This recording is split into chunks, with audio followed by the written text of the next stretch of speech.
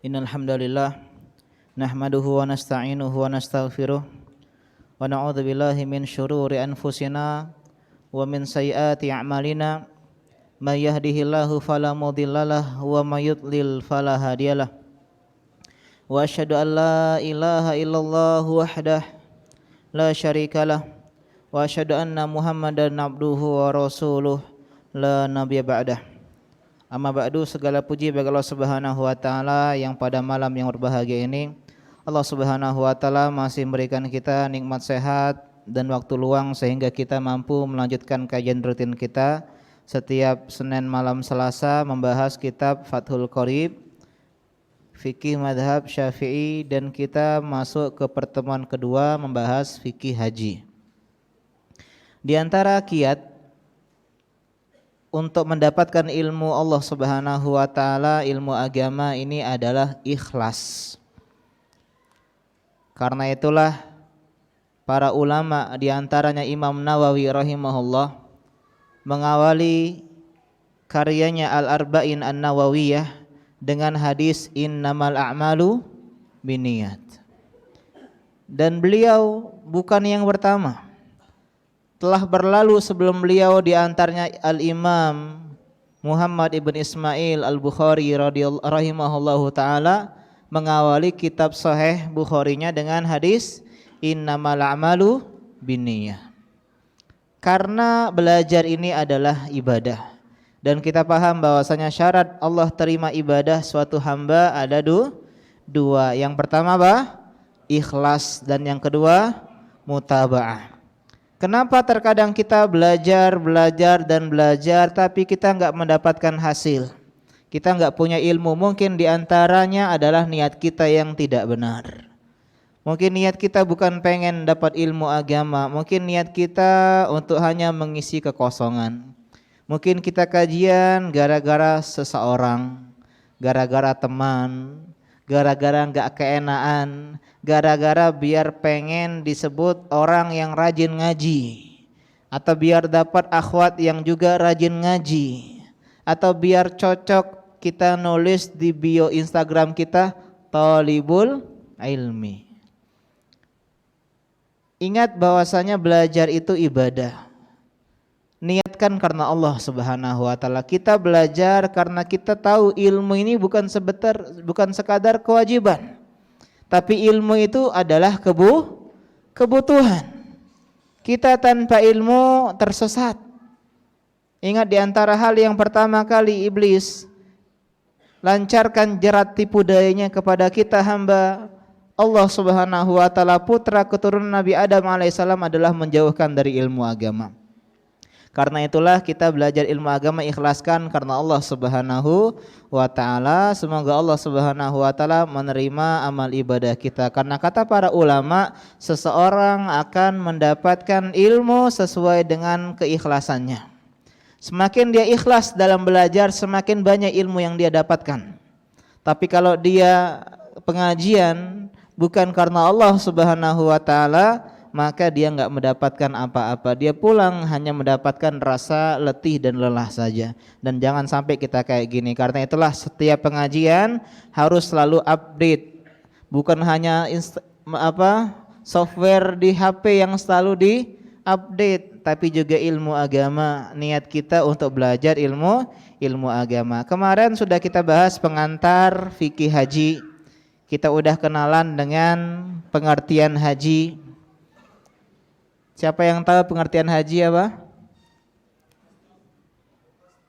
Iya, secara bahasa kehendak, maksud, al-qasdu, niat, tujuan. Secara istilah?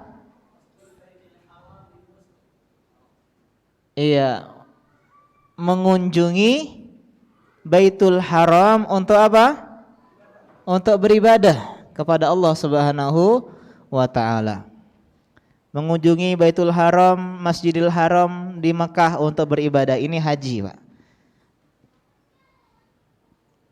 Apa urgensi haji? Salah satu dari rukun Islam yang 5. Yang keberapa? Yang terakhir. Hukumnya apa haji? Fardu Ain. Bagi yang mampu. Minimal seumur hidup berapa kali? 2 atau 3? Sekali. Tahun berapa diwajibkan? Hah? Ada yang bilang tahun ke-6, ada yang bilang tahun ke-7, ada yang bilang tahun ke-8 ya. Kalau di sini kalau kata di kitab Fathul Qorib dibilang tahun ke-6. Ini diwajibkan tahun ke-6, tapi ada juga ulama mengatakan tahun ke-8. Yang jelas Nabi haji cuman sekali, haji Islam, yaitu haji di tahun ke-10. Ya, di tahun terakhir beliau yang dikenal dengan apa? Haji wada, haji perpisahan. Apa saja keutamaan haji yang pertama kemarin? Menghapuskan dosa dan kesalahan. Yang kedua, sebab dibebaskan dari neraka Allah Subhanahu wa taala. Yang ketiga, sebab masuk ke dalam surga Allah Subhanahu wa taala. Yang keempat, sebaik-baik amalan ya. Yang terakhir baru sebaik-baik jihad bagi kaum wanita. Sekarang kita masuk ke syarat wajib haji. Kita masuk ke kitab ya, dan ada kitab ini ya, Matan Abi Syuja ya. Bisa didapatkan, kalian cari Matan Abi Syuja kalau yang pengen tipis. Kalau Ustadz ketebalan, Ustadz kalau saya beli Fathul Qorib, bisa saja beli matannya saja. Qala al-mu'allif rahimahullah Abu Syuja ya Syafi'i, beliau mengatakan wa syaraitu wujubil haji, dan syarat-syarat, syara'id jamak dari syartun. Syartun itu artinya alamah, tanda atau syarat. Kalau kita wujubi majrur karena dia apa? Mudhafun ilaih. Al-haji juga mudhafun ilaih majrur. Syara itu marfu karena dia mubtada. Sab'atu asya'a, sab'atu khabar marfu, asya'a mudhafun ilaihi, tapi dia dengan fathah karena dia isim layan sorif. Syarat-syarat wajibnya haji ada 7. Yang pertama, al-islamu, apa? Islam. Jadi orang kafir enggak wajib haji. Yang kedua, wal bulughu, apa? Baligh. Masih ingat baligh kalau laki-laki kapan dikatakan baligh? Yang pertama, mimpi basah. Ya, mimpi basah baligh. Atau tumbuhnya bulu kemaluan. Atau berusia 15 tahun. Ini baligh, Pak. Ustadz, saya enggak pernah mimpi basah, tapi umur udah 25, baligh udah. Ya. Atau kalau sudah tumbuh bulu kemaluan. Karena itulah kalau di dalam peperangan ada anak yang tanggung ditawan, dilihat, dibuka celananya, udah baligh belum? Kalau dia ngaku baligh belum, dia bilang belum. Sedangkan anak-anak kecil enggak boleh dibunuh dalam perang yang belum baligh dalam Islam, Pak ya. Jadi Islam itu enggak benar kalau agama yang haus darah, agama cinta perang, enggak. Di dalam peperangan Islam, fikih jihad itu ada ketentuan dan syaratnya. Enggak boleh bunuh anak-anak, enggak boleh bunuh wanita, enggak boleh bunuh orang tua, enggak boleh bunuh rakyat sipil, enggak boleh menghancurkan bangunan, enggak boleh memotong pepohonan. Enggak kayak agama-agama selain Islam yang katanya mereka adalah agama yang cinta damai, tapi di dalam kitab-kitab ya, agama mereka itu kalau perang hewan ternaknya pun ikut dibunuh, Pak. Jadi Islam itu luar biasa. Ya, Islam adalah agama rahmatan lil alamin, hanya Islam, enggak semua agama. Jadi masalah ini ya, jadi ada 3. Kalau laki-laki yang pertama apa? Mimpi basah atau tumbuh bulu kemaluan atau berusia 15 tahun. Kalau perempuan haid atau menstruasi atau datang bulan atau lampu merah. Yang ketiga, apa yang keempat? Yang ketiga. Jadi anak kecil, Pak, enggak wajib haji. Kalau saya haji sama Ahnaf, putra saya umur 11 bulan haji nih. Maka ketika dia balik dia wajib ngulang haji. Ustadz, bukankah sudah dia haji tadi? Iya, tapi udah belum wajib karena dia belum balik. Kalau kita kafir waliyazubillah, haji Pak kalau bisa.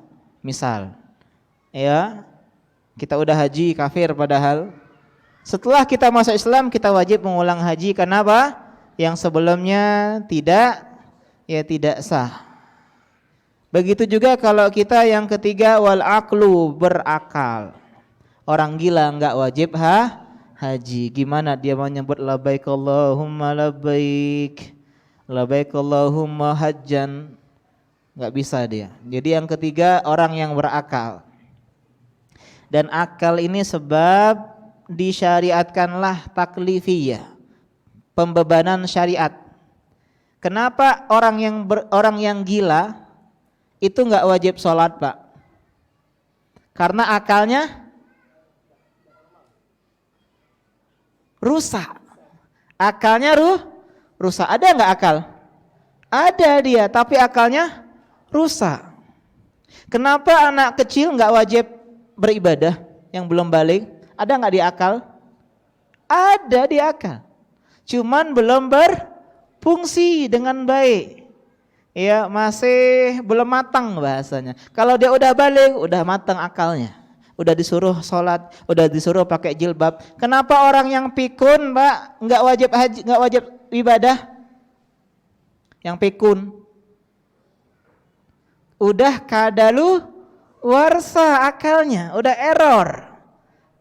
Ya, kadang-kadang sebagian ada yang dibilang sholat, udah sholat katanya, kadang sholat 10 rakaat gitu ya, pikun, maka dia sudah keluar dari taklifiyah. Nah, jadi kalau kita lihat ada orang yang enggak sholat, orang yang enggak pakai jilbab, itu kalau dia bukan anak kecil, orang pikun atau orang gila. Ya, ini kapan seorang boleh meninggalkan kewajiban kalau udah 3 nih? Dia masih kecil, atau dia udah pikun, udah lansia, udah error itunya, atau dia gila.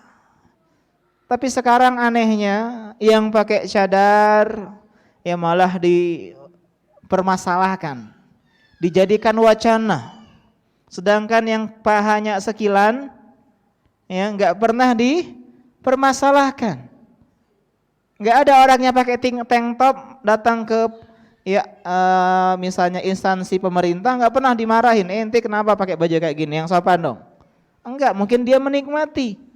Tapi kenapa yang pakai yang menutup aurat baik-baik ya ini tidak bisa dihormati. Ini kebalik sekarang ya, zaman sekarang sudah kebalik. Yang keempat wal hurriyah, merdeka. Merdeka di sini Pak bukan 1945, bukan merdeka dari penjajahan Belanda maupun Jepang. Tapi merdeka di sini artinya adalah bukan budak, bukan hamba sahaya. Karena ada yang namanya budak, hamba sahaya, diperlakukan sebagaimana barang jualan, Pak. Budak. Dan budak ini disebabkan banyak, salah satunya adalah peperangan. Kalau kita berperang, kita menang, lelakinya ya dibunuh. Kalau dia kafir, wanita dan anak-anak jadi budak. Budak wanita boleh digauli. Nabi punya budak namanya Maryah Al-Qibtiyah. Ini hadiah dari penguasa Mesir ketika itu. Nabi ketika perjanjian Hudaybiyah, gencatan senjata 10 tahun sama musyrikin Makkah. Nabi gunakan momentum itu untuk mengirim surat ke kerajaan-kerajaan dunia. Ke Persia, ke Romawi, Heraklius, ada yang bilang Hercules, ke Persia, Raja Kisra, termasuk ke Raja Mesir. Tapi Raja Mesir enggak menerima ajakan Nabi untuk masuk Islam. Assalamu ala manittaba'al huda aslim taslam. Islamlah kalian kau akan selamat. Tapi ditolak dengan baik-baik. Dikirimin budak namanya Maryah Al-Qibtiyah. Tahu sendiri Maryah Al-Qibtiyah, wanita Mesir. Ya mungkin ya mewarisi kecantikannya Cleopatra yang menjadikan Julius Caesar kelopak-kelopak jadi budak, Pak. Jalan dari Mesir ke Madinah itu diperlakukan oleh sahabat-sahabat seperti orang yang merdeka. Luar biasa, kagum dia, subhanallah, agama macam apa ini? Saya budak wanita sendirian, gak digodain di tengah jalan cewek godain kita dong, enggak. Dan dia dijadikan budak oleh Rasulullah Shallallahu Alaihi Wasallam dan dinikahi dan digauli oleh Nabi, dan lahirlah putra terakhir beliau siapa? Ibrahim, yang meninggal ketika terjadi gerhana, ya gerhana matahari. Nabi juga punya budak wanita Yahudi, siapa yang tahu namanya siapa? Salah satu nama anak dari Ustadz Firdaus, hafidhahullah. Hah? Siapa? Sofia. Sofia istri beliau, bukan budak.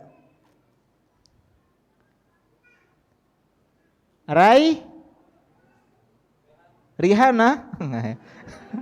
Umbrella ya. Raihana, iya Raihana. Ini juga dijadikan budak oleh Nabi Shallallahu Alaihi Wasallam. Ya, jadi dia harus merdeka. Kenapa? Karena haji itu butuh bekal, sedangkan budak nggak punya harta. Harta yang dia miliki punya siapa? Majikannya. Itu kayak hewan budak itu, Pak, dalam Islam. Maksudnya dalam kepemilikan harta dia nggak punya harta, tapi dia wajib diberikan nafkah, diberikan makan dan pakaian. Itu yang keempat. Yang kelima, keenam dan yang ketujuh bisa saya simpulkan dengan mampu. Apa? Mampu. Kita bahas ayat kemarin, kata Allah gimana? Wa 'alan nasi walillahi 'alan nasi hijjul bait man istata'a ilaihi sabila. Kita belajar sedikit usul fikih, Pak. Ini ilmu yang sangat keren sekali bagi teman-teman yang pengen mendalami ilmu agama lebih dalam, usul fikih. Dan orang yang belajar usul fikih harus belajar bahasa Arab. Walillahi 'alan nas. Alif lam di sana adalah alif lam al-istighraqiyah, yang artinya alif lam yang mencakup keseluruhan semua manusia wajib haji. Tapi Allah sebutkan di sana ada namanya ya al-mukhassis al-muttasil. Mukhassis itu penghususan, jadi umum dijadikan khusus. Ada dua, ada yang namanya muttasil yang bersambung, ada yang mukhassis munfasil yang terpisah. Contoh yang bersambung adalah al-istisna, kecuali. Semua manusia, innal insana lafi khusrin, semua manusia berada dalam kerugian, illa, kecuali. Jadi diumumkan, dikhususkan dari yang umum. Semua rugi kecuali yang beriman, beramal soleh, saling nasihat dalam kebaikan dan kesabaran. Begitu juga yang kedua adalah syarat. Dan yang ketiga adalah sifat. Di antara sifat maksudnya adalah badal. Dalam ayat ini Allah mengatakan manistato'a, kecuali atau orang yang wajib haji hanyalah khusus manistato'a ilaihi sabila, orang yang mampu. Jadi hukum asalnya kita wajib haji kalau mampu. Berarti pemampuan sini artinya adalah pengkhususan. Kapan wajib haji? Kalau mampu. Jadi di antara syarat wajib haji apa? Mampu. Dan mampu di sini yang pertama adalah wujudizat, atau poin yang kelima kalau menurut pengarang adalah memiliki bekal. Mampu itu kalau dia punya bekal. Apa sih bekal itu, teman-teman? Apa? Kesehatan, harta dan kesehatan. Kayaknya sehat itu bukan bekal ya. Bekal itu di luar kesehatan. Apa itu bekal? Harta. Iya, harta yang lebih spesifiknya untuk apa? Apa? Makan apa? Makan konsumsi. Jadi dia punya harta bekal untuk makan selama pergi ke Mekah, tinggal di Mekah pulang ke Indonesia. Harus PP, Pak. Apa PP? Pulang pergi. Ustadz, saya punya bekal cuman pergi saja, enggak wajib haji. Enggak jadi gembel di sana. Minta Pak, aku nak balik ke Indonesia. Jadi harus punya bekal, pulang, pergi, pulang. Konsumsi. Kedua apa lagi? Tinggal. Apa tinggal? Akomodasi. Tinggal di mana?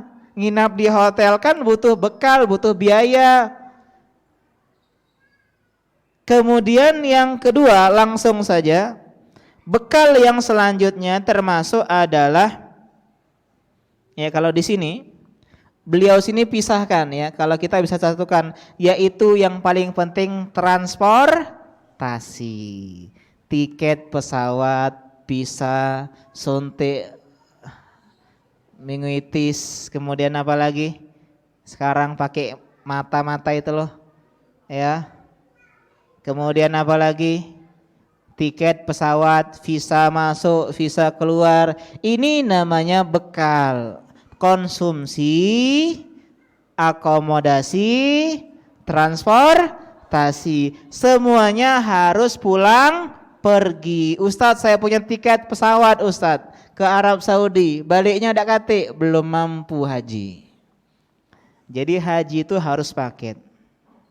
Dan tidak hanya itu teman-teman, istri dan anak di rumah harus diberi nafkah selama kita haji. Berapa kurang lebih? 40 hari. Itu harus punya bekal, termasuk bekal. Jangan sampai dia haji di rumah ngutang beras sama tetangga. Harus punya persiapan minimal untuk selama mereka tinggal, ya kita tinggalkan haji. Ya paham misalnya. Contoh misalnya kita punya uang nih, cukup untuk haji. Cuman kita kalau pakai haji, istri kita 40 hari nggak ada nafkahnya, maka kita nggak wajib haji.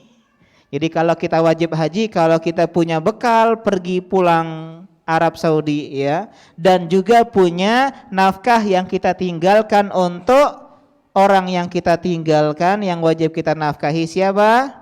Istri dan anak-anak kita. Kata Nabi SAW dalam hadis ya Abu Daud, kafa bil mar'i ithman an yudayyi man yafut. Cukuplah seorang dikatakan berdosa kalau dia menyia-nyiakan orang yang menjadi tanggungannya. Karena itulah di antara hal yang harus diperhatikan bagi para jomblo adalah semangat cari kerja. Karena di antara kehajiban kita memberi nafkah. Enggak harus kerja tetap, yang penting tetap bekerja meskipun semrawutan. Meskipun istri kita kaya raya, kita wajib kerja, Pak. Meskipun mertua kita ya orang pejabat tinggi, kita tetap wajib bekerja. Harga diri seorang lelaki. Nabi Daud alaihissalam saja seorang raja, dia ya bekerja. Rasulullah Shallallahu alaihi wasallam pun dia bekerja. Bahkan raja wali, raja ya. Raja wali pun cari makan sendiri, burung raja wali, meskipun dia namanya raja. Jangan kalah kita. Jadi penting sekali dalam masalah tadi bahwasanya bekal itu apa? Konsumsi, akomodasi, transportasi. Ya kalau di sini yang keenam ya, transportasi itu yang keberapa? Keenam ya. Ya. 6. Berapa? 1 2 3 4 5 6. Oh langsung digabung dia di sini. Digabung antara bekal dan transportasi dan rohilah. Rohilah itu adalah kendaraan.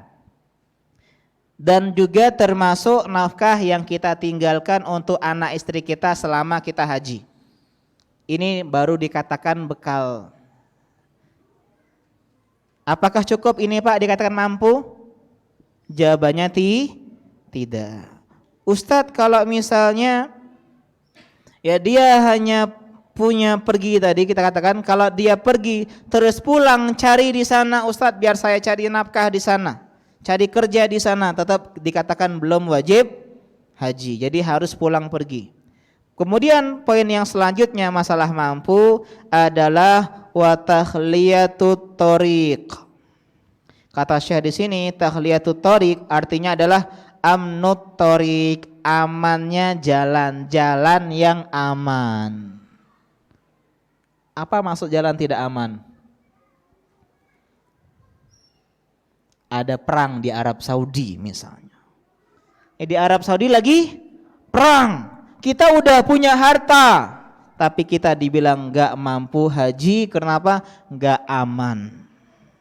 Atau misalnya Bandara Sultan Mahmud Badarudin II sedang ada pembegalan, sedang istilahnya dibajak ya oleh teroris misalnya, ya, sehingga penerbangan semua ditutup.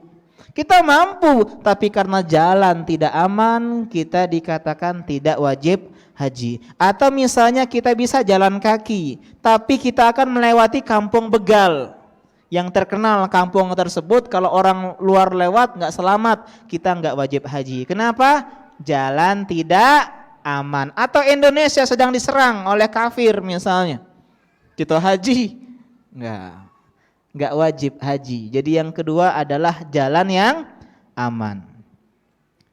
Yang ketiga, wa imkanul masir, mampu atau mungkin untuk berjalan.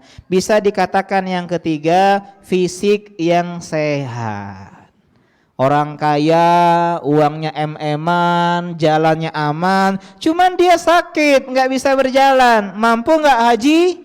Nggak mampu.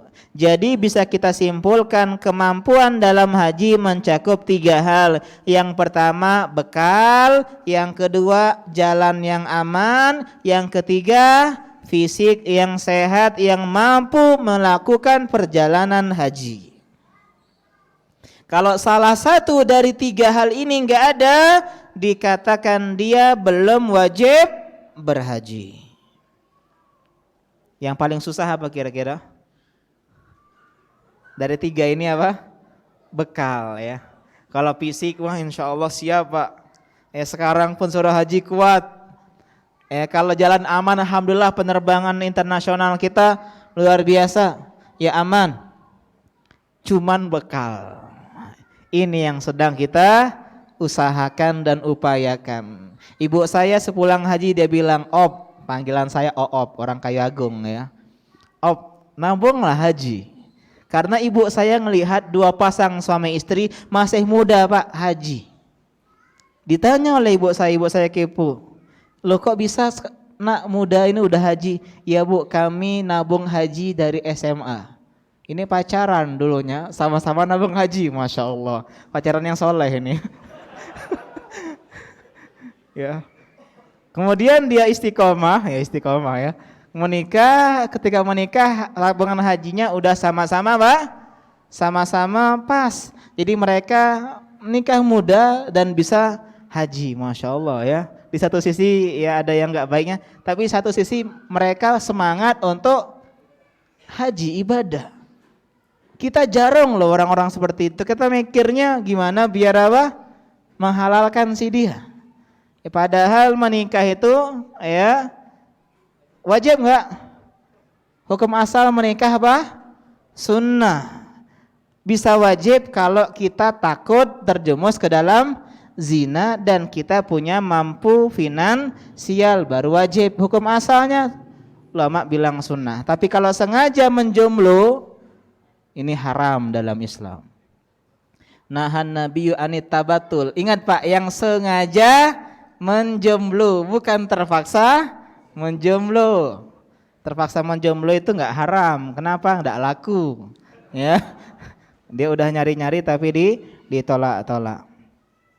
Ya, bukan fikih nikah ya, kita fikih haji. Kembali lagi bahas masalah tadi ini bahwa dikatakan dia mampu untuk haji. Ya. Jadi penting masalah bekal.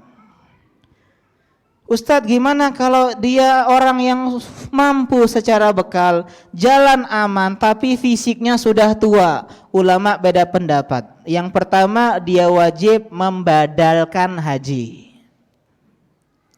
Badal haji. Dia bayar orang untuk menghajikan dirinya. Jadi seseorang diutus haji, dibiayain dia berhaji, pakai harta yang sakit tadi untuk dia berhaji dan niatkan hajinya untuk bapak yang sakit tadi. Yang udah diharapkan lagi nggak bisa sembuh orang ini karena sudah sakit parah atau umurnya mungkin udah 80-an tahun begitu. Tapi dia punya harta dan jalanan ketika itu apa? Ketika itu aman. Ini pendapat jumhur para ulama ya. Akan tetapi sebagian ulama diantaranya Malikiyah mengatakan nggak wajib dia membayar orang untuk membadalkan hajinya, menggantikan hajinya. Kita lanjut ya, bahas masalah ini udah. Jadi kurang lebih ada berapa? Ada 5 syarat wajib haji. Yang pertama Islam. Yang kedua apa? Baligh. Yang ketiga berakal. Yang keempat merdeka. Yang kelima mampu, dan mampu kita bagi menjadi 3. Yang pertama bekal, mencakup konsumsi, akomodasi, transportasi, dan nafkah keluarga yang kita tinggalkan selama kita haji. Dan bekal tadi pulang pergi. Yang kedua jalan yang aman, tidak terjadi peperangan, tidak terjadi wabah yang menyakitkan di Arab Saudi misalnya. Yang terakhir fisik yang kuat, yang sehat, yang mampu melakukan ibadah haji. Spesial for woman ada 1 syarat tambahan. Ada yang tahu kira-kira apa syarat wanita? Mahram. Mahram safar bagi wanita. Ulama terbagi menjadi 3 pendapat tentang mahram wanita yang haji. Pendapat yang pertama mengatakan wanita wajib bersama mahram, baik haji yang wajib maupun haji yang sunnah. Ada tidak haji yang sunnah? Ada. Haji apalah itu? Hah? Haji yang kedua, ketiga, keempat, ke-10 itu sunnah. Yang wajib hanya yang pertama. Jadi pendapat yang pertama, mau dia haji wajib, mau dia haji sunnah, tetap selama dikatakan safar wajib sama mahram. Pendapat yang kedua, wanita wajib mahram kalau haji wajib saja.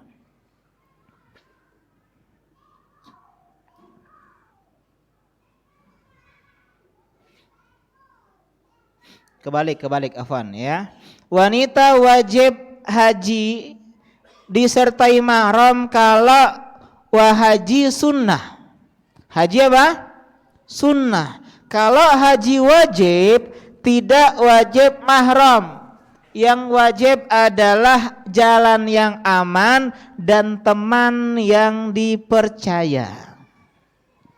Tetangga dekat, kawan dekat, emak-emak kawan, bapak wong. Nah ini ya. Ini pendapat yang kedua dan ini pendapat Syafi'iyah di dalam negeri kita. Boleh haji wajib. Ingat Pak, hanya masalah haji. Yang ulama khilaf wanita safar mahram. Kalau pengajian Ustadz Syafiq di Linggau sepakat haram wanita mahram, tanpa mahram safar. Ustadz kami rame-rame, enggak boleh rame-rame meskipun 1000 wanita. Karena mahram safar punya 2 syarat. Yang pertama lelaki. Jangan satu bus, sopirnya bapak-bapak, sampingnya umahat suami istri, belakangnya betina galau. Ini berarti 1 orang saja yang punya mahram, kecuali di dalam belakang tersebut istri kedua, istri ketiga, istri keempat.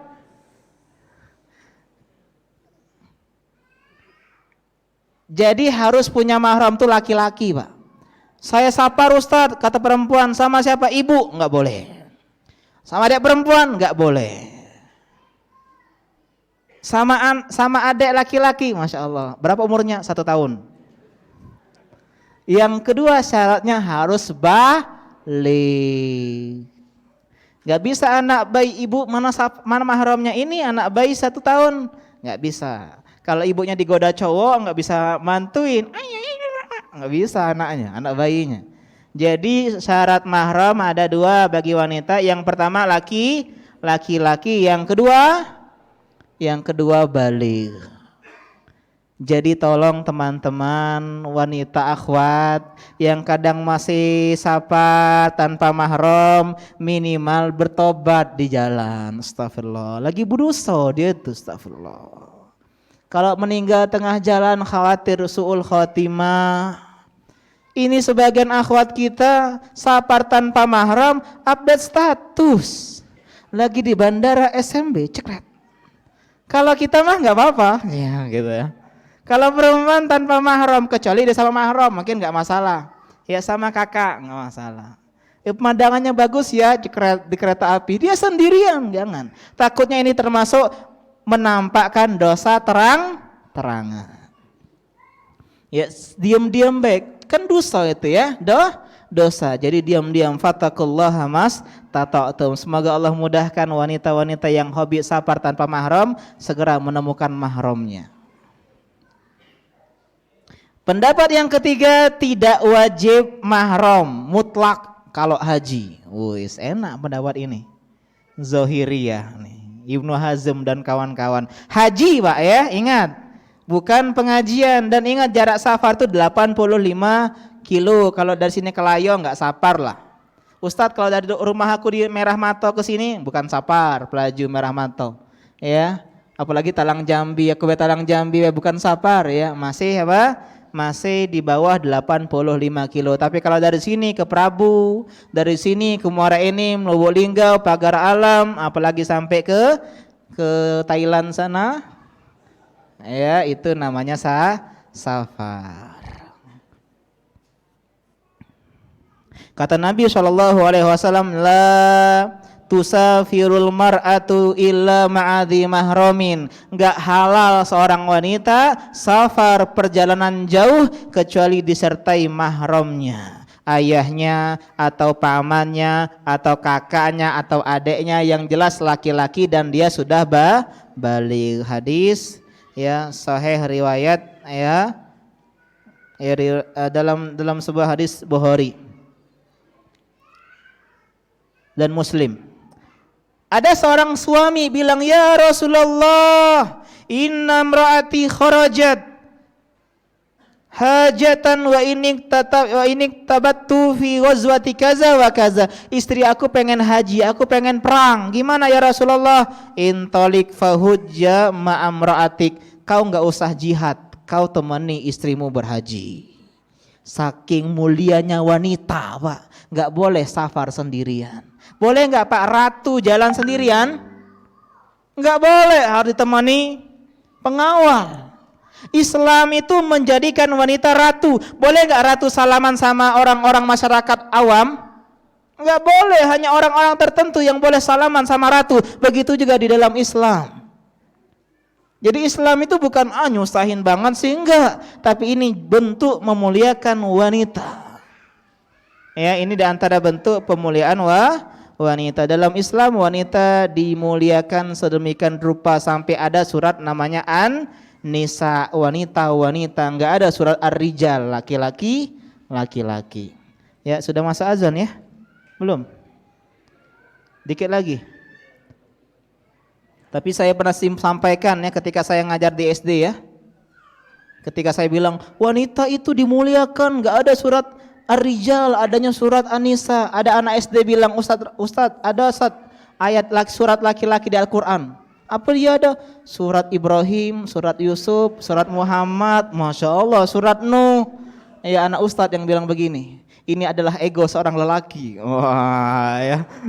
Anak kecil aja bilang, oh ini Ustadz kok muliakan wanita. Terus kami juga dong. Banyak surat-surat laki-laki di dalam Al-Quran. Iya juga ya, Masya Allah ya.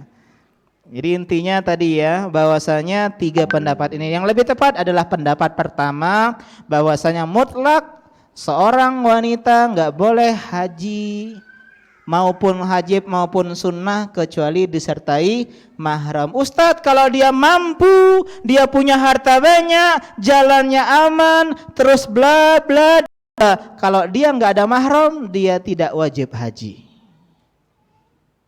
Ya, selama dia nggak punya mahram, dia nggak wajib haji. Ustadz, seandainya dia nekat, hajinya sah, tapi dia berdosa karena safar tanpa mahram. Ya, kita break ya, sudah masuk waktu isya. Subhanaka Allahumma bihamdika asyhadu an la ilaha illa anta astaghfiruka wa atubu ilaik. Wassalamualaikum warahmatullahi wabarakatuh.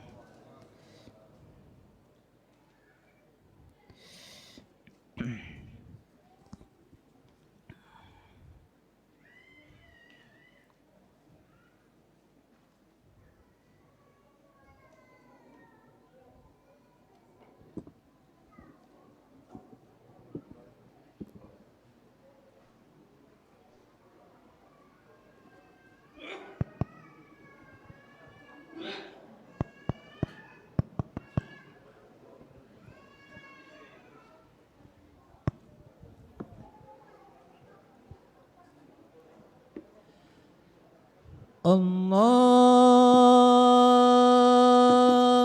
Akbar, Allahu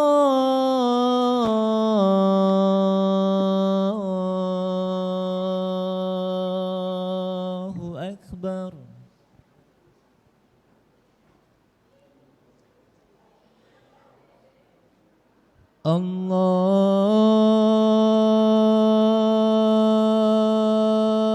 Allahu Akbar, Allahu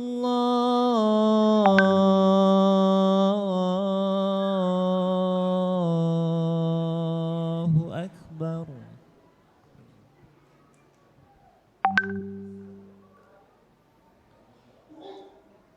Asyhadu an la ilaha illallah.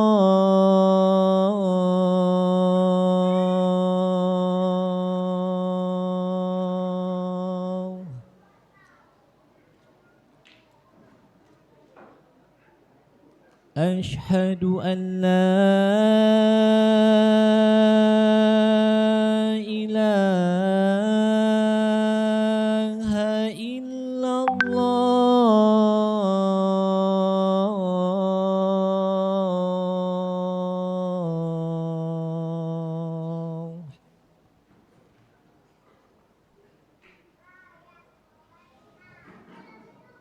Asyhadu anna Muhammadar Rasulullah.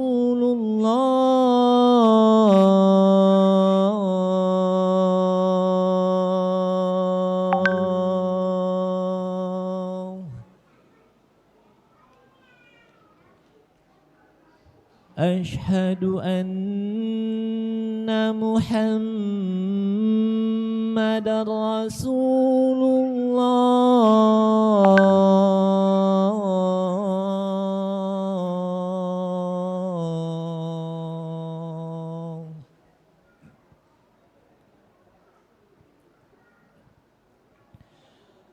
Hayya 'ala shalah.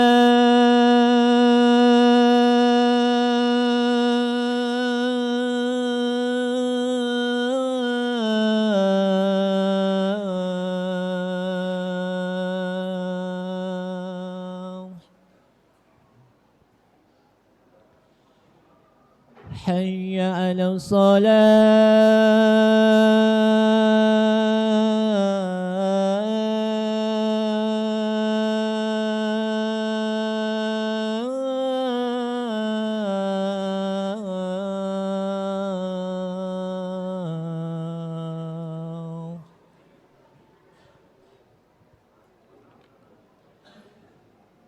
Hayya 'alal falah.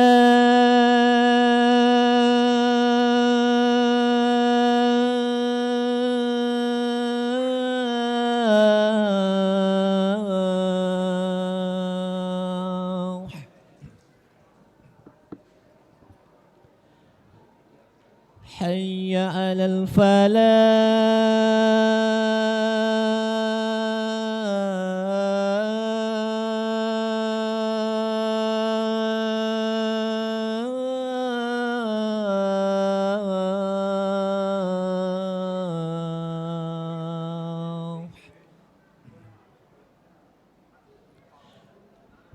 الله أكبر الله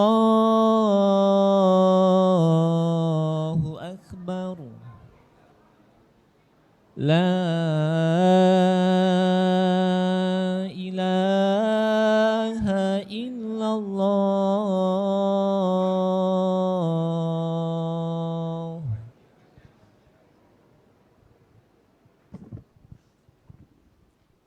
Alhamdulillah wassalatu wassalamu ala Rasulillah wa ala alihi wa ashabihi wa man wala wala haula wala quwata illa billah.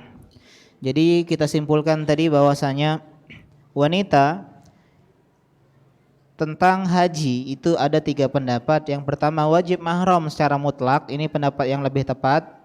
Ya, yang kedua adalah enggak wajib, yang wajib hanya ketika haji sunnah.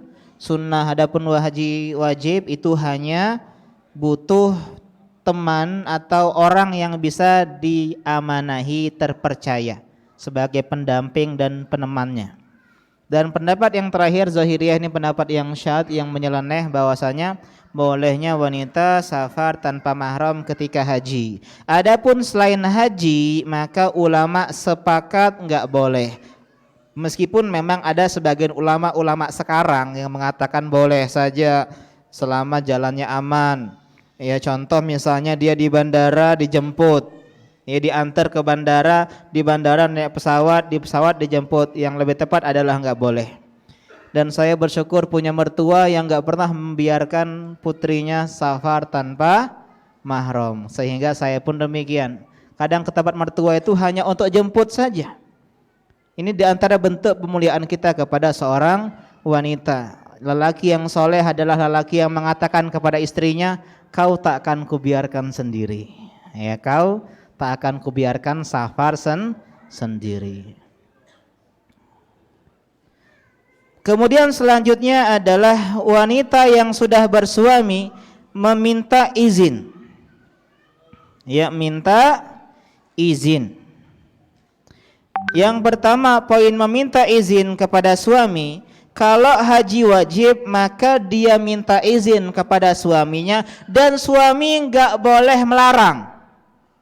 Istrinya kaya, punya harta, pengen haji, suaminya enggak bisa, dia haji sama bapaknya atau sama kakaknya. Mas, adek mau haji ya tahun ini? Enggak mau, enggak boleh, enggak boleh. Harus bolehin. Kalau itu haji wajib. Seandainya suaminya kekeh enggak ngizinin si istri tetap harus haji.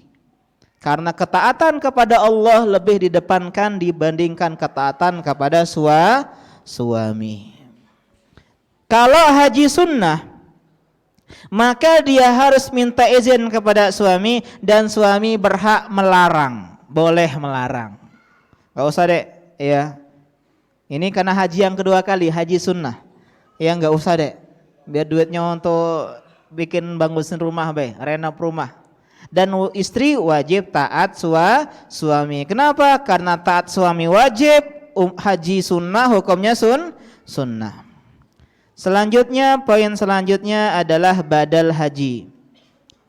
Syarat seseorang boleh membadalkan haji, dia sudah haji duluan. Ada bapak kalian misalnya udah tua, punya harta, nggak pernah berhaji. Adik-adik sabar ya, hidup ini ujian. Sampai mana tadi? Sampai hidup ini ujian. Nih orang belum pernah haji, dia nggak boleh badalin haji, Pak. Jadi misal saya udah tua, saya nggak sempat berhaji, alhamdulillah harta udah, maka saya meminta seorang yang badalin haji yang udah pernah. Ustadz Dika misalnya udah pernah haji, Ustadz tolong Ustadz kau haji lagi, kau badalkan haji untukku. Ini boleh Pak.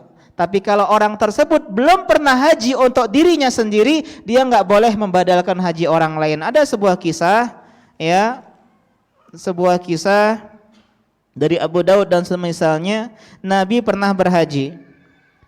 Kemudian dia dengar orang ngomong labaika an syubrumah. Ya Allah, terimalah haji untuk syubrumah. Nabi tanya, man syubrumah? Siapa itu syubrumah? Oh, dia akhun li, saudara saya, atau qoribun li, dia sahabat saya. Nabi tanya, hajatu an nafsi, kau udah haji belum sebelumnya? Kata dia, la, belum ya Rasulullah. Kata Nabi, hujja an nafsika summa hujja an syubrumah. Kau haji dulu untuk dirimu, kau pulang ke negerimu, haji lagi yang kedua untuk syubrumah. Dan ini Pak, faedah ini ya, nggak boleh mengerjakan lebih dari 2 manasik dalam satu safar. Haji berkali-kali, 1 kali safar, haji ngulangin nggak boleh. Atau umroh berkali-kali, sekali umroh, tahallul, kemudian keluar lagi ke Tan'im, kemudian ihram lagi, haji lagi, berkali-kali enggak boleh. 1 safar, 1 umroh, 1 safar, 1 haji. Kalau pengen hajiin orang lain, badalkan orang tua, badalkan si fulan dan si fulan, maka dia harus badalkan orang lain yang dia haji dalam 1 safar. Ini banyak Pak ya, umroh kayak gini. Udah capek, umroh berkali-kali tidak diterima. Gak pernah Nabi dahulu sekali umroh langsung bolak-balik gitu. Umroh Khadijah keluar lagi tahallul umroh untuk ininya, gak pernah. Terus gimana Ustadz? Semoga Allah tambahkan rezeki biar bisa umroh berkali-kali. Umroh untuk ibunya, minggu depan umroh untuk bapaknya, tahun depan umroh untuk, dan seterusnya. Dan poin terakhir, haji dari harta haram.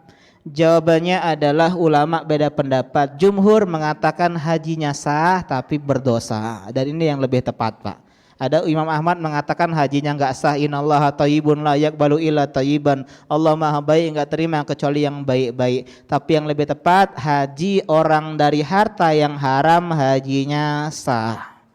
Tapi dia berdosa dan kemungkinan enggak diberkahin hajinya. Sekedar melepas kewajiban saja. Melepas kewajiban saja. Wallahu taala a'lam. Sekarang kita ke pertanyaan. Dan sepertinya pertanyaannya banyak bahas masalah safar wanita ya.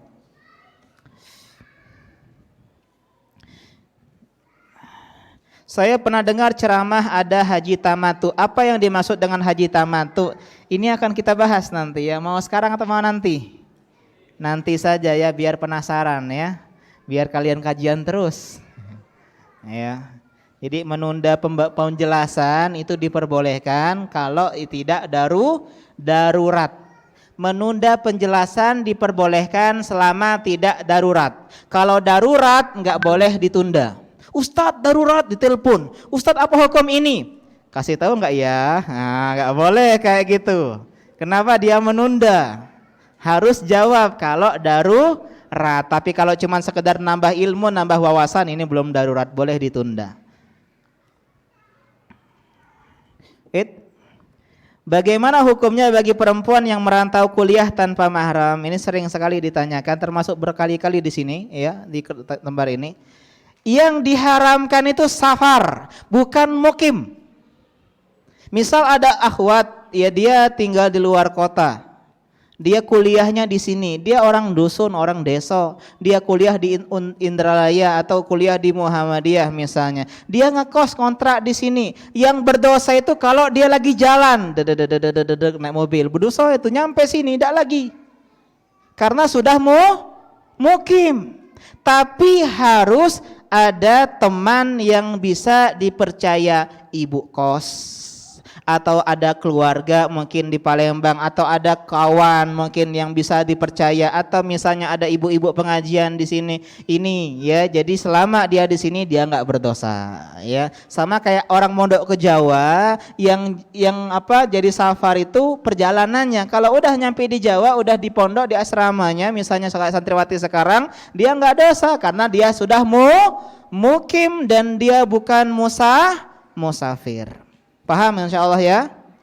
Ya, jadi wanita yang seperti ini dosanya hanya ketika safar saja. Adapun ketika dosa mukim maka tidak harus ada mahram. Wallahu taala alam. Bagaimana jika seorang akhwat bekerja atau kuliah di luar kota? Sama kita bahas tadi, yang dosa adalah safarnya, bukan mukimnya. Bolehkah kita meminta kontak seorang wanita dengan untuk menikahinya? Lebih baik minta kontak walinya saja atau perantara. Ya, jadi cari teman yang sudah nikah, dia punya istri, nah istrinya nanti kontak-kontakan sama si akhwat, akhwat ke istri, istri ke suaminya, suaminya kawan kita ke kita. Bagaimana kalau mahasiswi bepergian keluar kota dalam rangka kegiatan kampus bersama dosen dan teman-teman laki? Haram. Ya, enggak boleh. Ustadz diharuskan, ya berejolah kamu. Fattaqullaha mastata'tum. Bertakwalah semampunya. Kami berencana bulan Januari akan mengadakan rihlah, tapi masalahnya ini rihlahnya ikhwan dan akhwat yang di dalamnya cuma ada satu orang yang sudah punya mahram dan yang lain tidak. Apakah itu sudah termasuk sah? Enggak boleh, kecuali rihlahnya di mana? Di puntika kayu. Ya, yang enggak boleh itu safar. Kalau safar enggak boleh bisa diwakilkan. Ya, harus semua akhwat itu punya mahram. Ustadz, apakah wajib haji seorang suami tapi dia hanya mampu sendiri dan seorang suami tidak melakukan haji dikarenakan belum mampu menghajikan istrinya juga? Enggak ada sangkut paut sama istri. Kalau dia wajib untuk dirinya, dia pergi haji. Lamun ya nunggu istri mati duluan gitu. Ya, karena itulah bagusnya memang nabung dua-duanya, ya. Jadi pas kita wajib haji, istri juga wajib haji. Ini idealnya. Minimal kita dulu, Pak, selamatkan ku anfusakum dulu baru wa ahlikum naro. Ya, jaga diri kita dulu dari api neraka, kemudian baru baru keluarga kita. Beri saya nasihat apa yang harus saya lakukan dalam bergaul, sebab saya adalah orang yang tidak banyak bicara alias pendiam. Bagus. Justru kalau bisa banyak-banyak diam. Kita ulama mengatakan, ya, nadim tu alal kalami miraran walan andam ala sukuti qots. Saya enggak pernah nyesal milih diam, tapi saya nyesal ngomong berkali-kali, Pak. Kan kita jarang, aduh ngapa aku udah ngomong, jarang cak itu ya. Yang sering, aduh ngapa aku ngomong cak itu. Nah, karena itulah dalam hadis apa? Fal yakul khairan auliyas mut. Cuman dua, ngomong baik atau diam. Semuanya baik. Tapi kalau diam di dalam hal yang dibutuhkan, ya ini juga enggak bagus ya. Intinya hukum asal bagus banyak pendiam. Berbicara hanyalah yang baik. Bukan sesuatu kekurangan, justru ini kelebihan. Punya istri yang pendiam, jadi pribadi yang pendiam, luar biasa. Sedikit dosa, Pak. Karena di antara sebab, kata Nabi ketika ditanya, apa yang paling banyak menyebabkan manusia masuk ke dalam neraka? Yang kedua ada dua. Yang pertama al-fam, yang kedua al-farj, mulut dan kemaluan. Karena itulah Nabi mengatakan man lima baina lahyaihi wa ma baina rijlaihi atman lahul jannah. Siapa yang bisa menjamin apa yang ada di antara dua rahangnya, mulut, dan dua kakinya yaitu kemaluan, saya jamin baginya surga.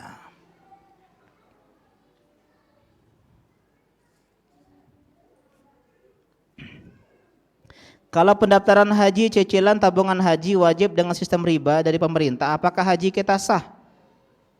Kalau tabungan yang biasa ini enggak ada ribanya, Pak. Tabungan biasa. Yang riba itu talang haji. Muka tabungan sebelum nyampe duitnya. Nah, ini talang haji, riba. Kalau haji yang kita nabung-nabung itu memang semuanya lewat seperti itu, Pak. Ya, dan itu enggak ada ribanya, cuma nitip untuk tabung. Yang lebih enak kalau haji plus-plus, enggak usah nabung lagi, laju. Ya. Kalau pendaftaran dibiayai sebagian orang tua, alhamdulillah. Lebih lemak kalau bisa lunas, jangan sebagian. Galau-galaunya, Pak, kalau bisa. Apa kita dianggap mampu berhaji? Mampu, karena kita punya bekal. Gak peduli, Pak, dari mana harta itu, yang jelas halal. Diinjuk, nak kau hajilah, nah nabunglah nih. Nah, pergilah kau haji. Subhanallah, aku pengen punya cak ini. Kalau bisa, ya. Kalau cak itu mertua, laju, ya. Dalil haji sunnah, mengingat Rasulullah hanya satu kali haji. Udah dibilang wajib satu kali, bukan sunnah. Bunyal Islam ala khamsin. Rukun Islam, Pak. Rukun Islam namanya rukun wajib. Kate-kate dalil sunnah. Oh Nabi cuma sekali kok. Ya memang karena wajibnya cuma sekali. Sudah kita bahas kemarin ya hadisnya. Nabi mengatakan innallaha iftarada alaikumul hajja fahujju. Allah wajibkan haji kamu. Ada yang nanya, ya Rasulullah afakuli setiap tahun? Nabi diam sampai 3 kali. Kata Nabi, lau qultu na'am la wajabat. Kalau aku ngomong iya wajib, wala mastata'tum, kamu tidak mampu. Artinya wajib cuma sekali seumur hidup. Ya, insya Allah bisa dipahami. Bagaimana saya menasihati teman saya yang masih maulid Nabi padahal ia juga rutin kajian sunnah? Semua ia ikuti, bukan kajian sunnah berarti semua dia ikuti. Masih banyak kayak begini teman-teman ya, ngabisi tenaga Pak. Ya es campur, ambil baiknya buang buruknya. Waktu kita sedikit, umur kita terbatas. Jangan kita ngambil semua dari ilmu Pak, capek kita, nol, bertentangan. Pilihlah yang benar Pak. Kita sakit ya, kita punya harta sedikit, cari dokter terbaik cuman satu, atau semua dokter kita coba-coba sedangkan biaya kita sedikit, sedangkan penyakit kita kronis. Cari dokter terbaik, kita bayar satu. Karena waktu kita sedikit, harta kita sedikit, sedangkan penyakit kita banyak. Bukan semua pengajian dimelok-meloi, bingung waktu habis. Dapatnya syubhat semua dia. Tapi pilihlah pengajian-pengajian yang mengajarkan kebenaran Al-Quran, Sunnah, hadis Nabi, pemahaman sahabat.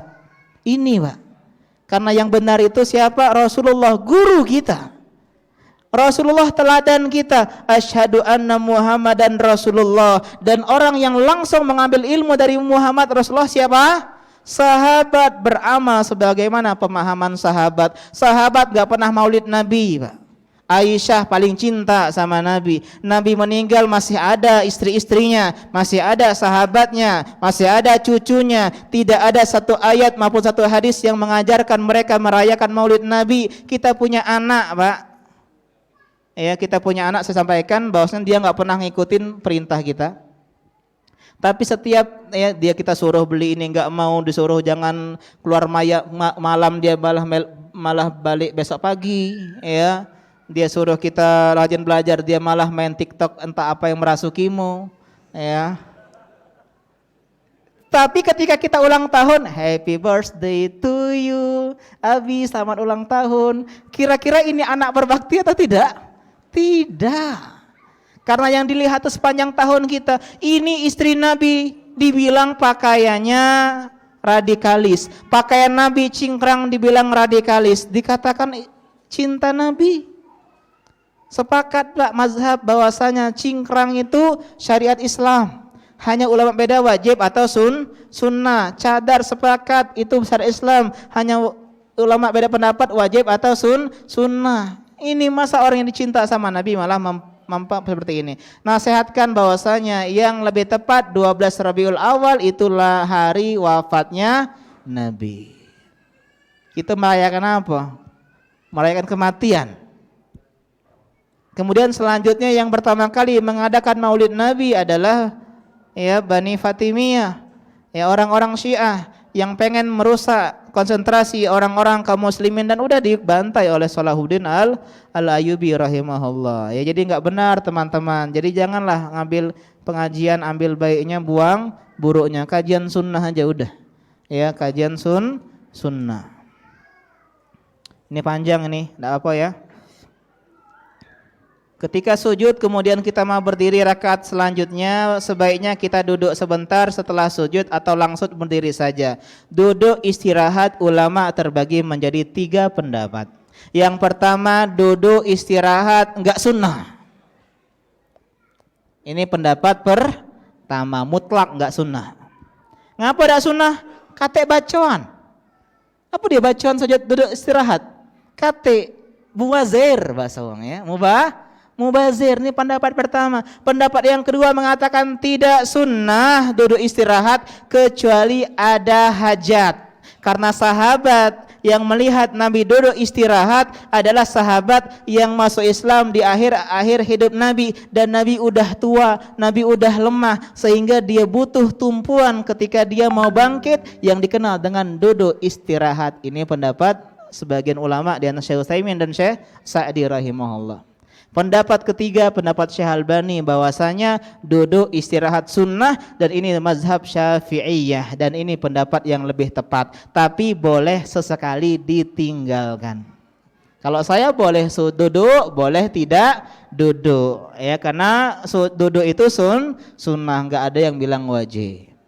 Hanya saja yang ulama kritik adalah menggenggam ajen, yang kita udah bahas ini di fikih salat, ya. Dikritik oleh para ulama karena hadisnya lemah, sehingga yang lebih tepat adalah tidak menggenggamkan, yang lebih tepat adalah biasa-biasa saja, meskipun saya pribadi boleh sesekali menggenggamkan. Ini permasalahan yang sudah pernah kita bahas sebelumnya di fikih salat. Ya, di fikih salat udah panjang lebar. Ada yang pernah ikut waktu fikih salat itu? Ya, jadi fikih salat ini penting sekali diulang-ulangi terus, ya. Dan kalau saya pribadi, kalau bermakmum di belakang imam yang tidak duduk istirahat, saya enggak duduk istirahat. Ini pendapat Ibnu Taimiyah rahimahullah. Dalilnya innama ju'ilal imam liyutamma bih, imam dijadikan untuk diikuti. Kalau ada orang langsung tegak kita duduk, berarti kita enggak ngikuti imam. Dan rata-rata ustadz-ustadz Hanabilah, syekh-syekh Hanabilah di Arab Saudi adalah tidak duduk istirahat, karena pendapat Hanabilah, ya, Imam Ahmad langsung berdiri. Ya, jadi ini masalah yang biasalah, ya, lapang dada. Bagaimana hukum TKW Indonesia yang bekerja di luar negeri? Ya tadi sama, ya, tanpa mahram atau mahasiswi kuliah di luar negeri. Ngapain mahasiswi kuliah di luar negeri? Ingat Pak, tidak boleh keluar negeri itu, ya, kecuali apa? Ada keperluan, ada ilmu, ada ketakwaan, dan mampu melakukan kewajiban. Jangan hobi-hobi mau ke Eiffel, Paris, mau ke Madagaskar, nggak usah. Ya, ke Arab Saudi udah, atau ke Palestina, ya, Baitul Aqsa, ya, atau Masjidil Aqsa, ya, jangan ke sana. Dan kita bilang yang haram itu adalah safarnya, bukan mukimnya. Saya mau melamar akhwat, Ustadz, ya, doakan lancar mahar dan lain-lain. Amin ya rabbal alamin. Apakah sah haji seorang yang hartanya didapat dari orang lain? Contoh, ada orang yang berikan uang 100 juta. Iya nih, apa do? KTI kamu cak ini. Sebagian ulama mengatakan tidak senang dengan pertanyaan yang belum terjadi. Ada tidak yang 100 juta ini? Kalau ada, ya boleh dia berhaji. Tapi kalau dia nggak tahu itu hasilnya dari halal atau haram, orang tersebut suka mencuri, ya hukum asal hartanya haram, kecuali halal. Kecuali kalau kita tahu dia bilang, oh ini harta maling, nggak boleh kita terima. Ya, balik kepada pemiliknya kalau itu harta maling. Mohon nasihat, saya merasa dikucilkan ketika menegakkan sunnah dan meninggalkan bid'ah.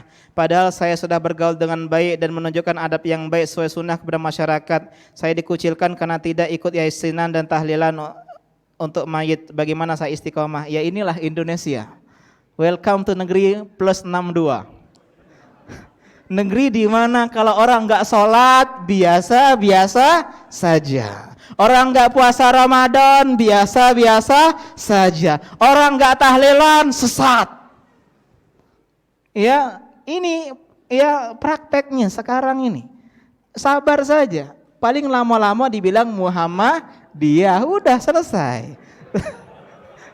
Iya, kadang kita ini terlalu baper gitu kan. Istiqomah saja terus. Yang penting akhlak tetap jalan. Lama-lama baik lama mungkin dia melok Muhammadiyah, udah selesai. Ya.